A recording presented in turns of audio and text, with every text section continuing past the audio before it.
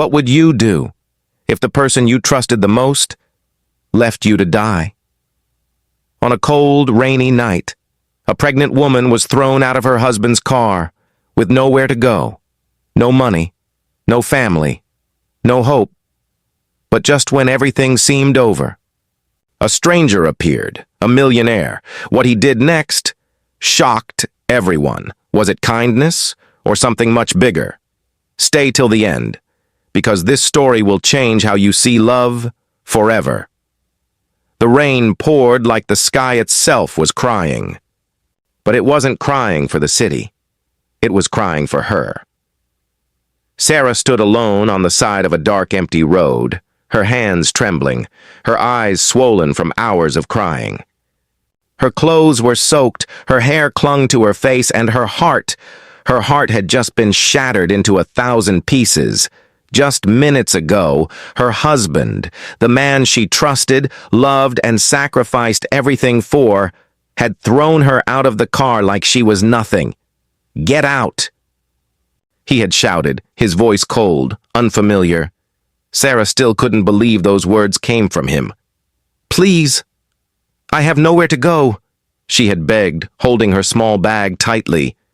But he didn't care. "I'm done with you," he said, avoiding her eyes. "I found someone else. Someone better." Those words echoed in her mind like a nightmare she couldn't wake up from.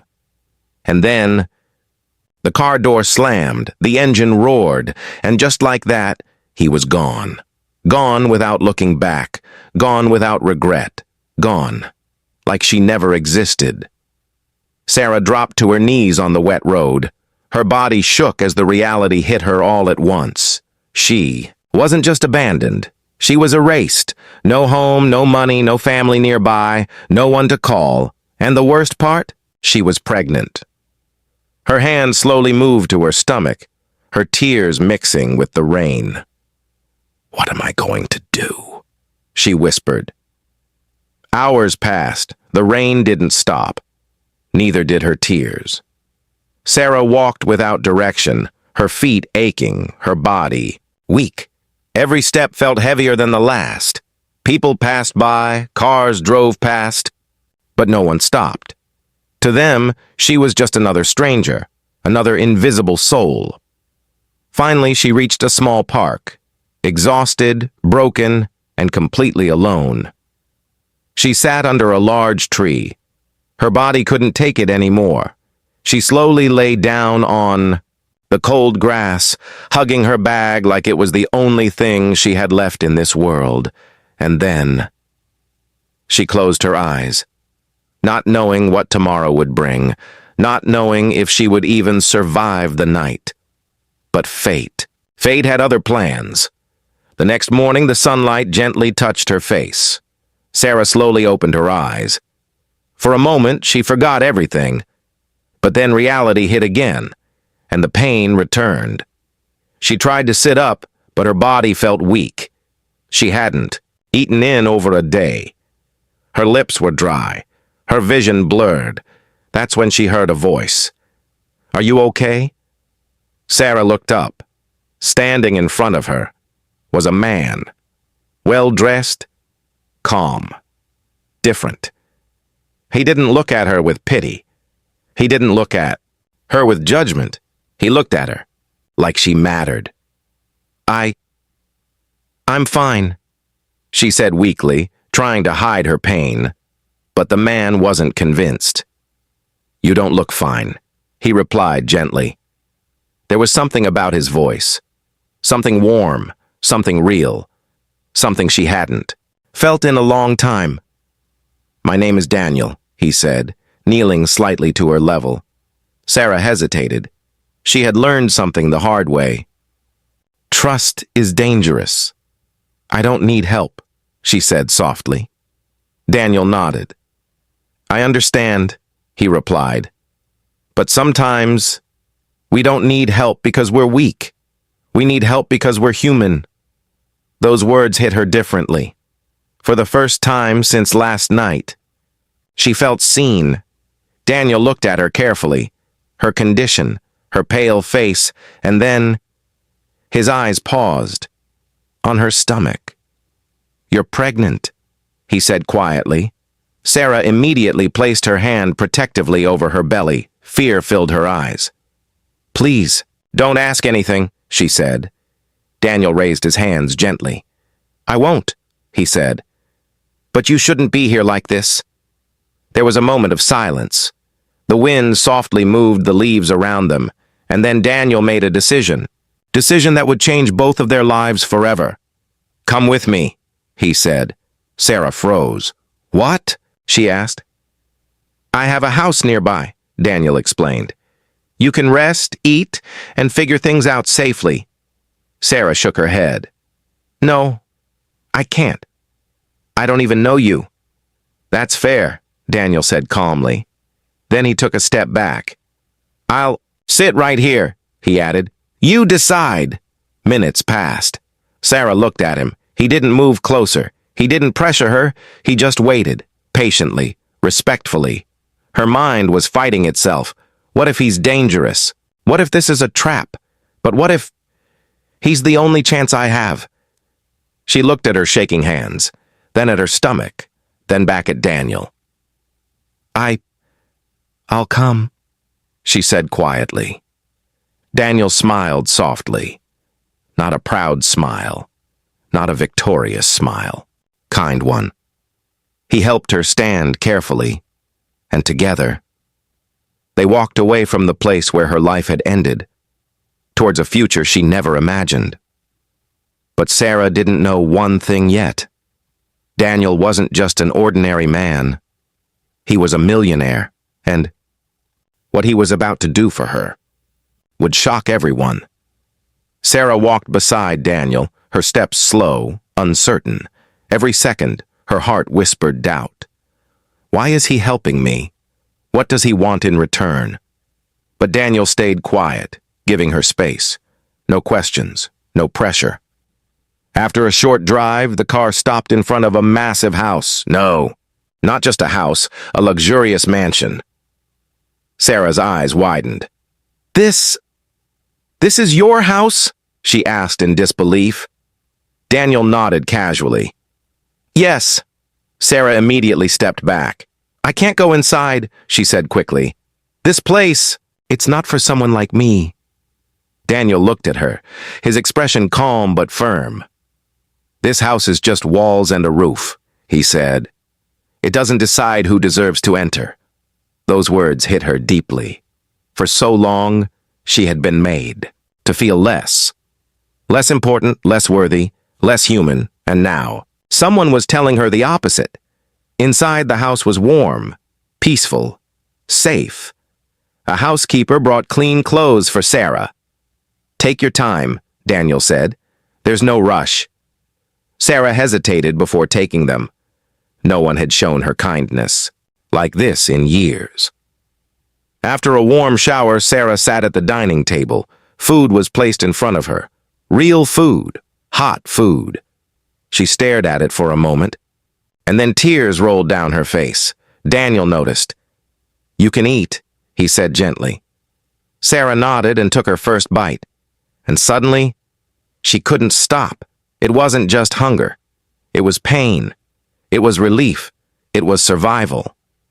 Days passed, then weeks. Sarah slowly started recovering. Her strength returned. Her smile slowly came back. But one thing never changed. Her fear. One evening, Daniel found her standing near the window, lost in thought. "You're still afraid," he said quietly. Sarah didn't deny it. "I don't understand," she said. "Why are you doing all this for me?" Daniel paused, then finally spoke. "Because once, someone saved me too." Sarah looked at him surprised. Daniel wasn't just a rich man. He had a past, a painful one. "I wasn't always like this," he continued. "I grew up with nothing. I know what it feels like to be ignored, to be abandoned." Sarah's eyes softened. For the first time, she saw him not as a millionaire, but as a human being. But peace never lasts forever, and Sarah's past was about to return. One afternoon, Sarah was arranging things in the kitchen when the doorbell rang. She opened the door, and her world froze. It was him, her husband, the man who abandoned her. "What are you doing here?" she whispered, her voice shaking. He smirked. "I've been looking for you," he said. "Seems like you're living a good life now." Sarah's hands clenched. "You lost the right to care," she said, but he stepped closer. "You're still my wife," he said coldly, "and that child is mine." Fear spread through Sarah's body. "No," she said firmly. "You left us. You don't get to come back now." That's when Daniel appeared behind her. "Is there a problem?" he asked calmly. Sarah's husband looked at him. "Then at the house, and everything clicked." "Oh," he laughed. "So this is it." He stepped forward, his tone turning ugly. "You think you can just take my wife?" he said to Daniel. Daniel didn't react emotionally. He stayed calm. "She's not something to take," Daniel replied, "and she's free to choose her life." Sarah felt something shift inside her. For the first time, someone was standing up for her. Not controlling her, not owning her, respecting her. Her husband's face darkened. "This isn't over," he said before leaving. But Sarah knew, this time, she wasn't alone. That night, she couldn't sleep. Memories haunted her. Fear whispered in her ears, but then she felt a gentle knock. It was Daniel. "Are you okay?" he asked. Sarah nodded, but tears said otherwise. "I'm scared," she admitted. Daniel sat down, keeping a respectful distance. "You're stronger than you think," he said. Sarah looked at him, and something changed. Not fear, not doubt, but trust. Months passed. Sarah's baby bump grew, and so did her bond with Daniel. He never crossed boundaries, never made her uncomfortable. But his care, his presence, spoke louder than words. One day, Sarah went into labor. It was sudden, painful, terrifying. Daniel rushed her to the hospital. He stayed by her side the entire time, holding her hand, encouraging her, not leaving, even for a second. Hours later, a baby's cry filled the room. A beautiful baby girl was born. Sarah held her child, tears streaming down her face. "She's perfect," she whispered. Daniel smiled, but his eyes were emotional too. Days later, Sarah made a decision. She called Daniel to sit with her. "I need to tell you something," she said. Daniel listened. "I don't want to go back to my old life," she continued. "I want to start fresh. For my daughter." Daniel nodded. "That's your right," he said. Sarah hesitated, then said something unexpected. "I don't want to do it alone." Daniel looked at her, surprised. "I'm not asking for anything. I just—" She struggled to find words. But Daniel understood. "You don't have to be alone," he said. But just when everything seemed peaceful, a shocking truth came out. Sarah's husband had filed a legal case, claiming custody of the child. Everything was at risk. The courtroom was silent. Tension filled the air. Sarah sat there, nervous, holding her baby. Her husband stood confidently. He thought he would win. After all, he had money, power, connections. But he didn't know one thing. Daniel wasn't just rich. He was powerful in ways no one imagined. When Daniel stood up to speak, the entire room listened. He presented evidence, proof of abandonment, proof of neglect, proof of emotional abuse. Every truth Sarah was afraid to speak. Daniel spoke for her. Her husband's confidence disappeared. His lies collapsed. His control ended. The judge made the final decision. Custody, fully granted to Sarah. Tears rolled down her face, not of pain, but of victory. Freedom, a new beginning. Outside the courtroom, Sarah turned to Daniel. "I don't know how to thank you," she said. Daniel smiled. "You don't have to." But Sarah shook her head. "No, I do. She looked into his eyes. You didn't just help me. You gave me my life back. Months later, Sarah stood in a beautiful home, her daughter laughing in her arms. Peace all around her. Daniel walked in, and this time, there was no distance, no hesitation. Because what started as kindness had turned into something deeper, something real, and as Sarah looked at him, she realized something powerful. The man who broke her was never her destiny. The man who saved her was.